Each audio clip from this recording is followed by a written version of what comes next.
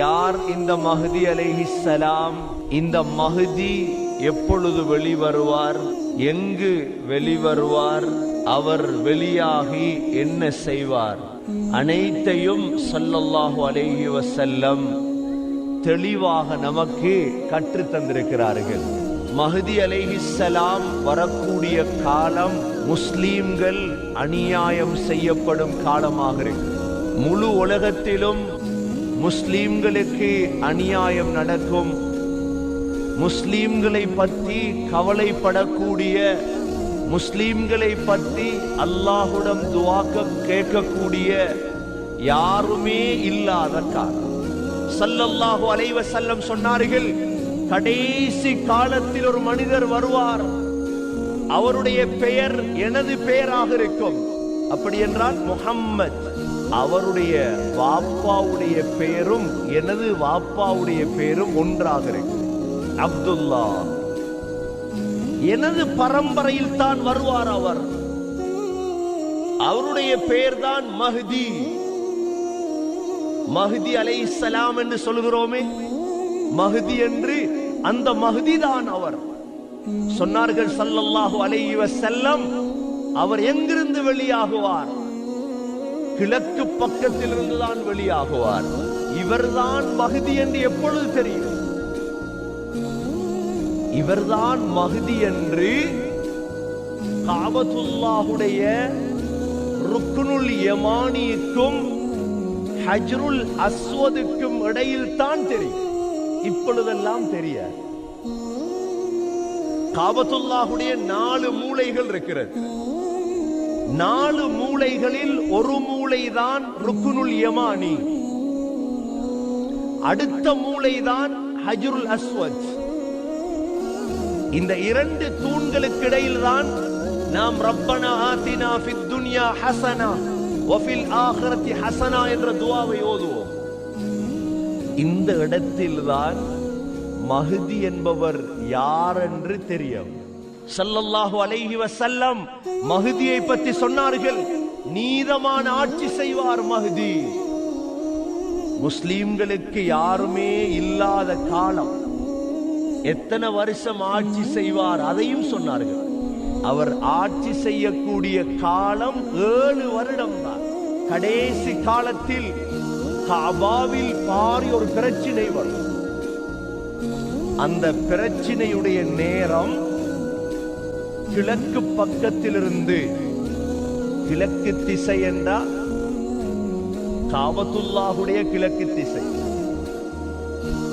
காபத்துல்லாஹுடைய கிழக்கு திசையிலிருந்து கருப்பு கொடிகளோடு சிலர்கள் வருவார்கள். அதற்குள் மஹ்தி இருப்பார்.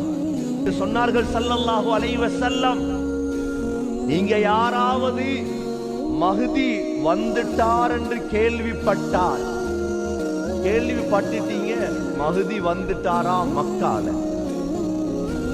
ரசூலுல்லாஹ் சொன்னார்கள், பனி கட்டிதான் இருந்தாலும் அதற்கு மேல தவண்டாவது போய் அவரை கையில பைய செஞ்சிருங்க. அவர்தான் உங்களுடைய தலைவர், உண்மையான தலைவர் அவர்தான். கண்ணியத்துக்குரிய சகோதரர்களே, இன்று முழு உலகமும் எதிர்பார்த்திருக்கிறது. கடைசி காலமாகும் பொழுது அல்லாஹ் மஹ்தி அலைஹிஸ்ஸலாத்தை அனுப்புவார். மஹ்தி அலைஹிஸ்ஸலாம் காபத்துல்லாஹ்வில் வெளியாகுவார்கள். சகோதரர்களே, ஸல்லல்லாஹு அலைஹி வஸல்லம் சொன்னார்கள், அந்த மஹ்தி அலைஹிஸ்ஸலாம் வந்ததோடு முதல் அடையாளம் பூமியுடைய பரக்கத் எல்லாம் வெளியாகும். தலைவர்கள் சரியாக இருந்தா பூமியுடைய பரக்கத் எல்லாம் வெளியாகும். இரண்டாவது அடையாளம், கால்நடைகள் எல்லாம் அதிகமாகும். ஆடு மாடெல்லாம் பரக்கத், இதெல்லாம் பரக்கத் செய்யப்படும். உதாரணமாக வைங்க, இன்றைக்கு அசருக்கு பிறகு மஹ்தி வெளியே வந்துட்டார் என்று வைங்க. இன்றைக்கு ராவைக்கு, இந்த ஒரு ராவையில முழு உலகத்துடைய ஆட்சியும் சரியாயிடும். ஒரு ராவை அல்லாஹ் வெளியாக்க போறார். நிச்சயம் வெளியாக போறாங்க. முஸ்லிம்களுக்கு விடிவு அப்பதான் இருக்கு.